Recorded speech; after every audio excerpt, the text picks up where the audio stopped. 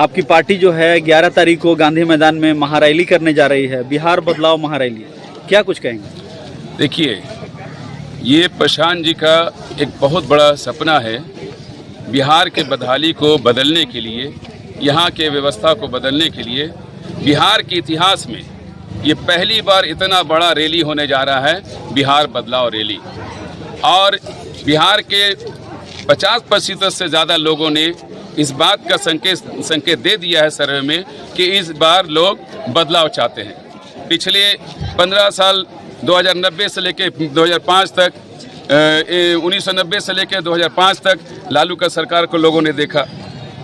उन्हीं 2005 से लेकर 2024-25 तक नीतीश जी की भी सरकार देखा।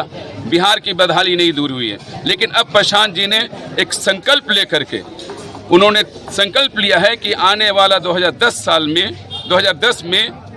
सालों में बिहार को भारत के 10 विकसित राज्यों में ला करके खड़ा कर देना है। इस संकल्प के साथ ये बिहार बदलाव रैली होने जा रहा है, जिसमें ऐतिहासिक भीड़ होने जा रही है। क्या लगता है लोग जन स्वराज की ओर क्यों देखे?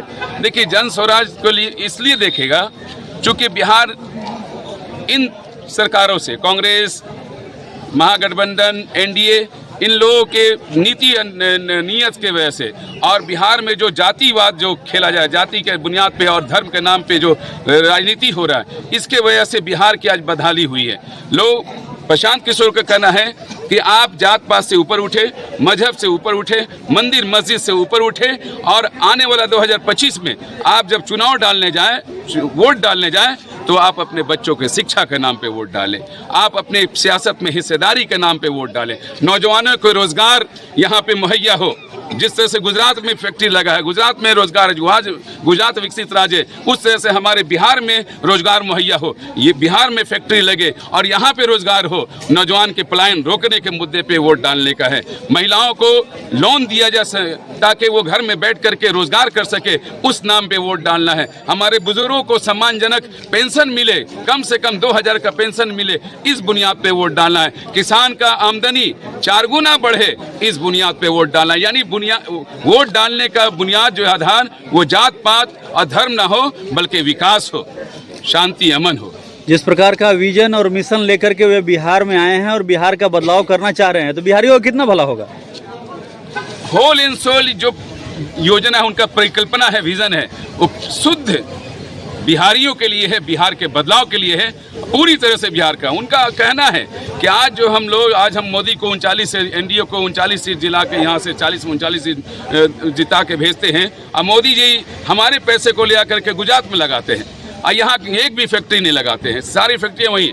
तो क्यों ना हो कि हम बिहार में ये सारी चीज़ें रोक दें, पैसा यहीं रहे, रोजगार यहीं मुहैया हो, सारा चीज़ यहीं मुहैया हो, और हम अपने ही समाज को, अपने पार्टी को, जो रीजनल पार्टी है, उसको मौका दें, जिससे प्रशांत किशोर को मौका दें। इसके लिए क्या लगता है जिस प्रकार का यहाँ सिचुएशन चल रहा है चुनाव में, सभी पार्टियां हैं, तो जन स्वराज क्या छाप छोड़ेगा?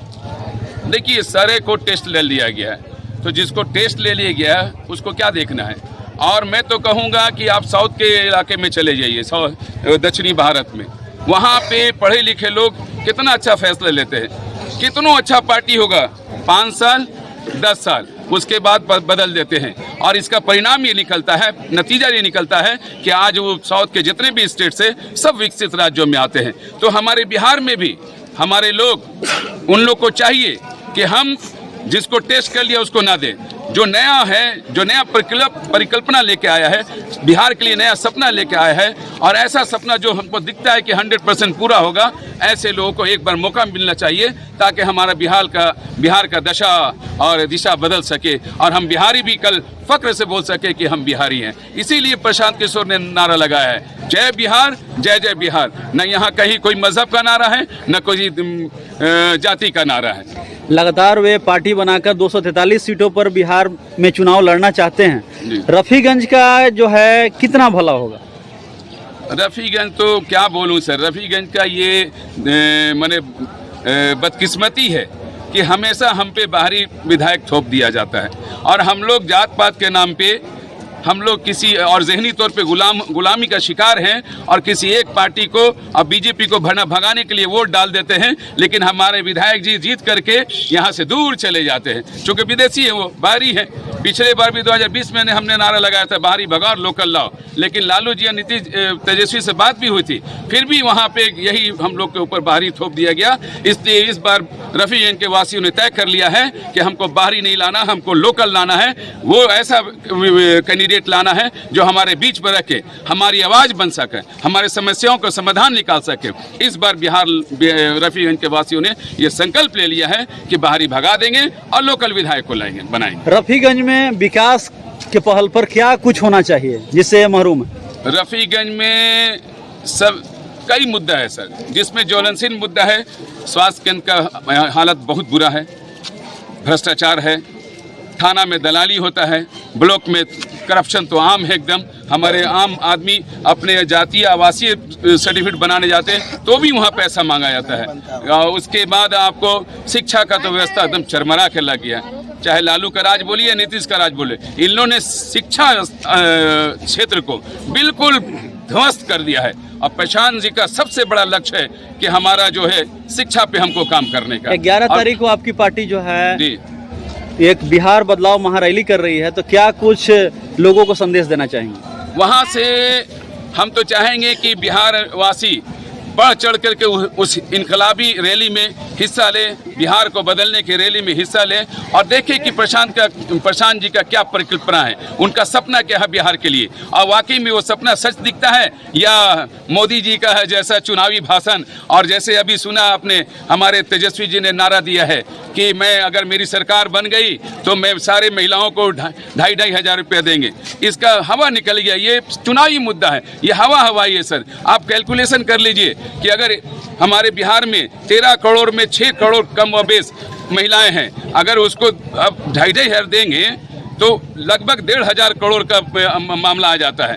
और 2,500 करोड़ का 2,500 करोड़ का बजट है, तो आप कैसे ये संभव है? कितनी संख्या में आप यहाँ से जाएंगे? यहाँ से मैं अपने स्तर से, हमने ऐसे तो कई हजार, लगभग 8 से 10 हजार की संख्या में बिहार विधानसभा से जा रहे हैं, लेकिन मेरी जिम्मेदारी जो दी गई है वो 500 लोगों को मैं यहाँ से लेके जा रहा हूँ उस बिहार बदलाव रैली में। बिहार बदलाव महारैली को लेकर के पटना में तैयारी है, तो क्या आप भी जाएंगे? औज़ुबिल्लाह मिनश शैतानिर रजीम, बिस्मिल्लाहिर्रहमानिर रहीम। बेशक जाना चाहेंगे, हम लोग नई पार्टी से जुड़ना चाहेंगे और प्रशांत किशोर जी का हम लोग का जो उनका व्यू है वो बिल्कुल सुनना चाहेंगे कि वो मुसलमानों के लिए ख़ास करके हम लोगों की जो कमेटी है उसके लिए वो क्या करना चाहते हैं। क्योंकि बहुत सारे पार्टियां आई और पार्टियां गईं, लोग आते हैं बाहरी लोग और वोट लेकर चले जाते हैं, लेकिन हमारा जो लोकल मुद्दा है वो बिल्कुल वैसा का वैसा ही स्थिर रह जाता है। इसलिए अब हम लोगों ने मन बनाया है कि लोकल नेता हमारे जो रफीगंज क्षेत्र से जो आते हैं उनको लाया जाए और नई विकास पीढ़ी के साथ नौजवानों को जोड़ा जाए और विकास की धारा में हम लोग बहाव करें।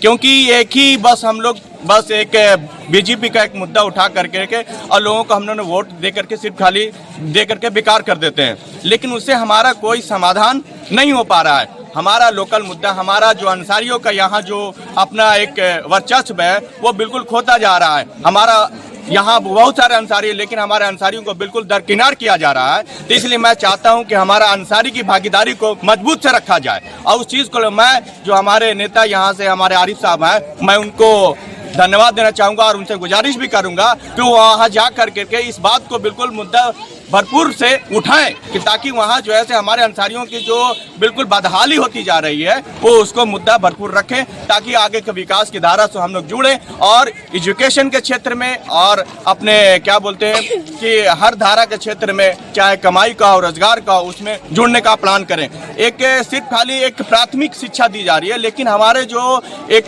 प्रोफेशनल जो है उससे नहीं जुड़ पा रहे हैं। प्रोफेशनली जब जुड़ेंगे तो विकास होगा, तो लोगों में जो है से आगे की खुशहाली आएगी। और प्रोफेशनली नहीं लुक रहे, क्योंकि सिर्फ खाली मैट्रिक इंटर करने से हमारे जो है से रोजगार की समस्या नहीं होगा।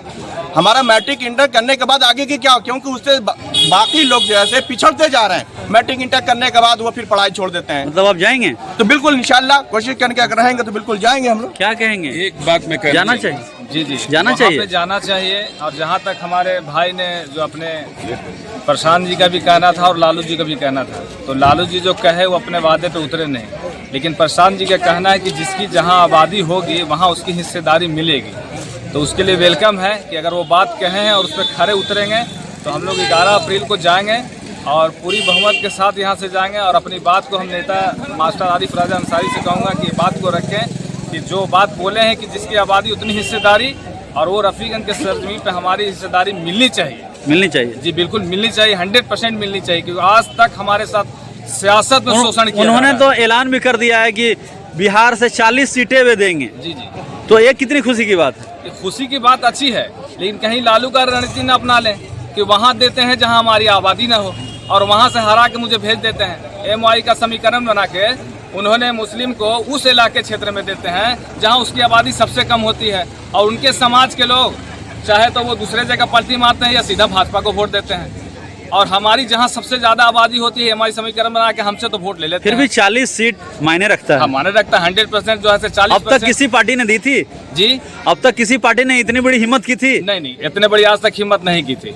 नहीं की थी। जी नहीं। उन्होंने तो यादव को भी बोला है कि 35 सीटें उनको भी देंगे, क्योंकि उनकी अगर हिस्सेदारी है तो उन्हें भी दिया जाएगा, भले जनता वोट दे अथवा न दे। इनका ग्राफ बहुत अच्छा है, इनका जो भी सोच है बिल्कुल अपनी सोच को समाज के सामने रख देते हैं। आप मुझे सपोर्ट करें न करें, आपकी जो हिस्सेदारी है वो हम देंगे। और बहुत खुशी की बात है कि उन्होंने अपनी हिस्सेदारी सियासत में देने की बात की है। क्या कहेंगे? पटना गांधी मैदान में जो है महारैली, एक ऐतिहासिक भीड़ होने वाली है, तो क्या रफीगंज के लिए कितना सम्मान की बात? देखिए, सबसे पहले बात ये करना चाहिए कि आज़ाद हिंदुस्तान के समय हिंदुस्तान में मुसलमानों की जो भागीदारी सरकारी संस्थानों में 35% थी, आज 1% से भी नीचे चली गई। इसका जिम्मेदार कौन है? ये बात सवाल उठना चाहिए, इसका जिम्मेदार कौन है?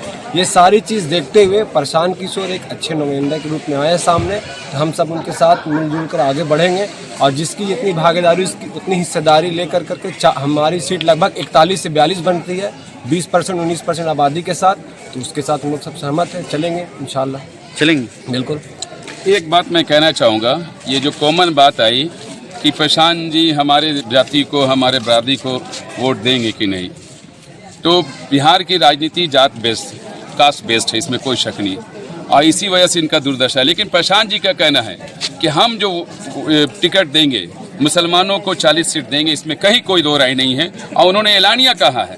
और यहाँ तक कि तेजस्वी जी को उन्होंने चुनौती दिया है कि तेजस्वी जी जो आप मुसलमानों के मसीहा है और पूरे मुसलमान का 90+ वोट आप ले लेते हैं, आप अनाउंस कर दें कि आप मुसलमानों को 40 उनके आबादी के तनासुब में जो लालू जी का नारा है 40 सीट देंगे, आप घोषणा कर दें कि यहाँ 40 सीट देंगे। मैं उस जगहों पे मैं मुसलमान कैंडिडेट नहीं उतारूंगा ताकि मुझे ऊपर मुझ पर कोई इल्ज़ाम ना लगे।